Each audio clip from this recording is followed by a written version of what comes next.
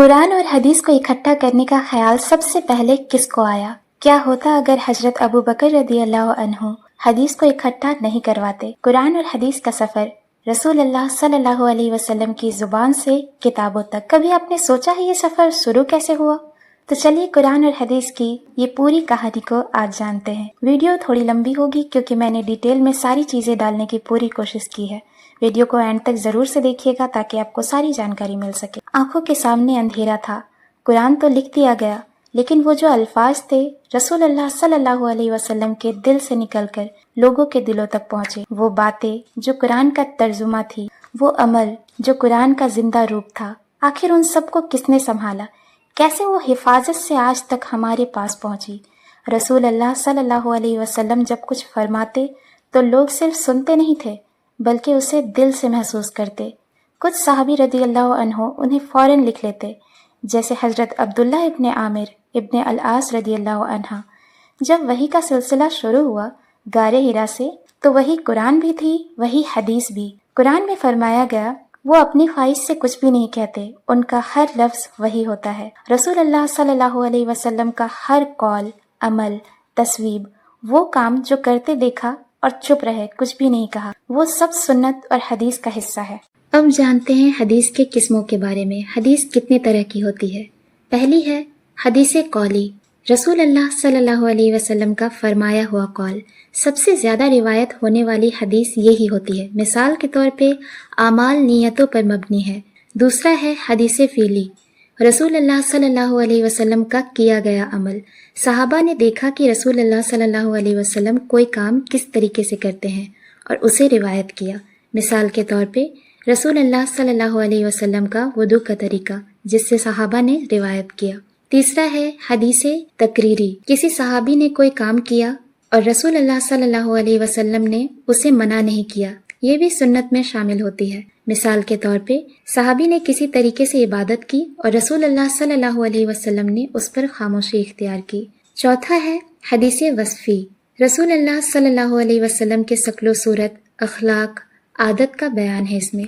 ये हदीसें शमाली भी कहलाती है। मिसाल के तौर पे रसूल अल्लाह सल्लल्लाहु अलैहि वसल्लम का चेहरा चमकता था, आपकी दाढ़ी घनी थी। और इसे शॉर्ट में समझें, हदीस कौली रसूल अल्लाह सल्लल्लाहु अलैहि वसल्लम का फरमान, हदीस फ़ीली रसूल अल्लाह सल्लल्लाहु अलैहि वसल्लम का अमल, हदीस तकरीरी रसूल अल्लाह सल्लल्लाहु अलैहि वसल्लम का खामोशी से तस्दीक देना, हदीस वस्फी रसूल अल्लाह सल्लल्लाहु अलैहि वसल्लम के ज़ाहिरी और बातिनी वस्फ का बयान। रसूल अल्लाह सल्लल्लाहु अलैहि वसल्लम ने फरमाया, लिखो क्योंकि मेरे मुंह से सिर्फ सच निकलता है। मदीना में जब आप खुतबा देते, कुछ लोग लिखते, ये लिखावट बाद में हदीस की किताबों का बेस बनी। सहाबा ने हदीस को जुबानी भी याद किया, अमल भी किया और लिखा भी, मगर कुरान और हदीस में फर्क रखा गया।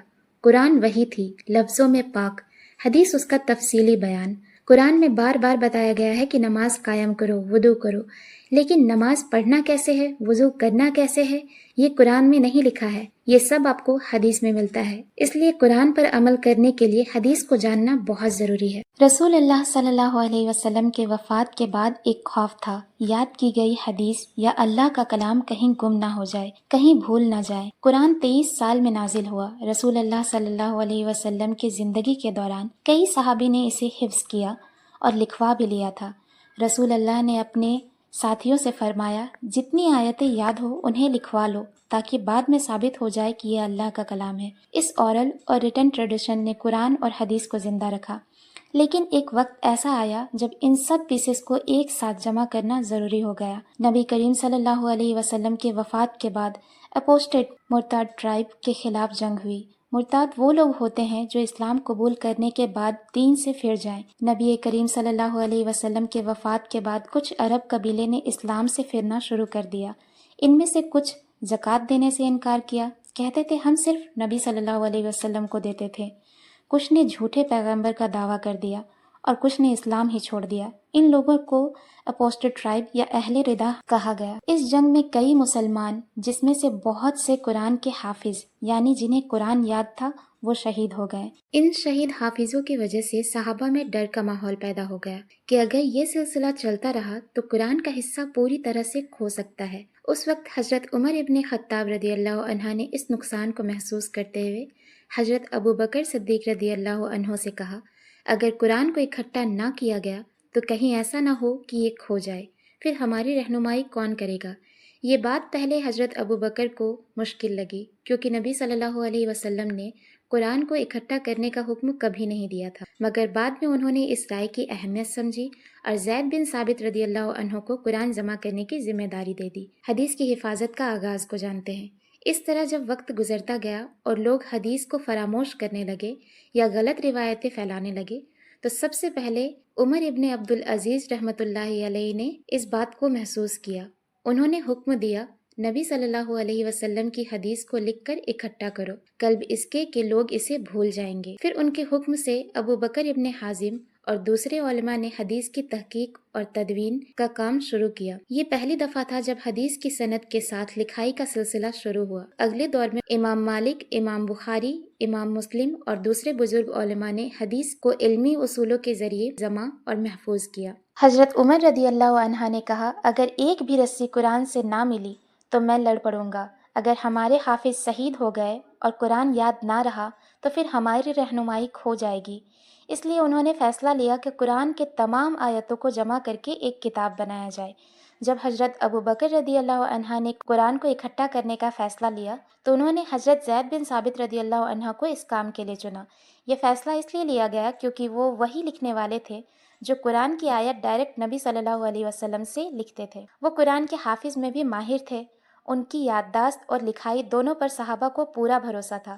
حضرت زید بن ثابت رضی اللہ عنہ نے قرآن کی لکھی ہوئی آیت اور اورل میمورائزیشن دونوں کو اکٹھا کرنا شروع کیا۔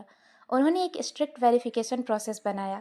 ہر آیت کو صرف اسی وقت ایکسیپٹ کیا جاتا جب دو لوگ گواہی دیتے کہ یہ وہی ہے جو نبی کریم صلی اللہ علیہ وسلم سے لکھی گئی تھی۔ یہ اس لیے ضروری تھا تاکہ کوئی بھی غلطی نہ ہو اور قرآن کا ہر لفظ بالکل وہی ہو جو اللہ نے نازل کیا۔ جب قرآن جمع کیا جا رہا تھا تو ایک آیت ایسی تھی جسے لکھنے والے صرف ایک ہی گواہ ملے، اور وہ حضرت خزیمہ بن ثابت رضی اللہ عنہ تھے۔ وہ آیت سورہ توبہ کی 128ویں تھی۔ حضرت خزیمہ بن ثابت رضی اللہ عنہ نے اس آیت کی گواہی دی، لیکن اس کے ساتھ کوئی دوسرا گواہ نہیں تھا۔ اس پر حضرت زید بن ثابت رضی اللہ عنہ نے کہا کہ نبی کریم صلی اللہ علیہ وسلم نے ایک بار فرمایا تھا، خزیمہ کی گواہی 2 لوگوں کے برابر ہے۔ اس وجہ سے ان کی اکیلی گواہی بھی منظور کی گئی، جو کہ پورے کمپائلیشن پروسیس کا سب سے عجیب اور یونیک واقعہ ہے۔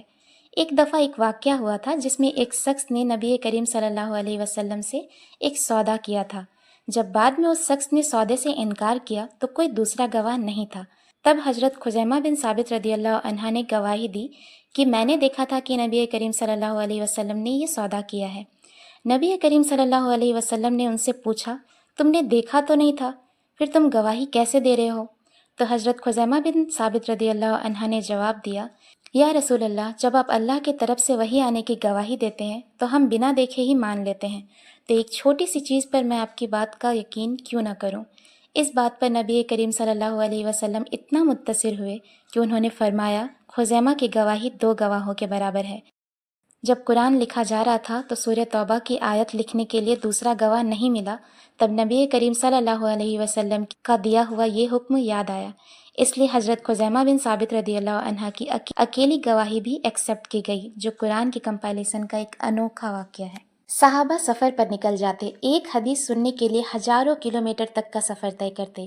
حضرت ابو ایوب رضی اللہ عنہ نے ایک حدیث کے لیے مصر تک کا سفر طے کیا۔ حضرت عمر ابن عبدالعزیز نے جب دیکھا کہ وقت کے ساتھ لوگ غلط باتیں بھی جوڑنے لگے ہیں تو انہوں نے حکم دیا کہ حدیث کو اکٹھا کیا جائے تاکہ سچ اور جھوٹ میں فرق ہو اور بدعتوں سے بچا جائے۔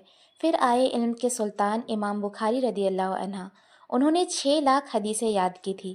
ہر حدیث کو قبول کرنے سے پہلے وہ غسل کرتے تھے، دعا کرتے تھے اور پھر ہی لکھتے تھے۔ انہوں نے صرف ان حدیث کو لیا جن کے راویوں کا سلسلہ متصل ہو، راویوں کا یاد رکھنے کا لیول ہائی ہو، راویوں کی زندگی میں سچائی اور تقویٰ ہو، لفظوں کا مطلب بھی ملتا ہو۔ یہاں راوی وہ شخص ہوتے ہیں جو حدیث کو روایت کرتے ہیں، یعنی جو کسی حدیث کو سن کر آگے لوگوں تک پہنچاتے ہیں۔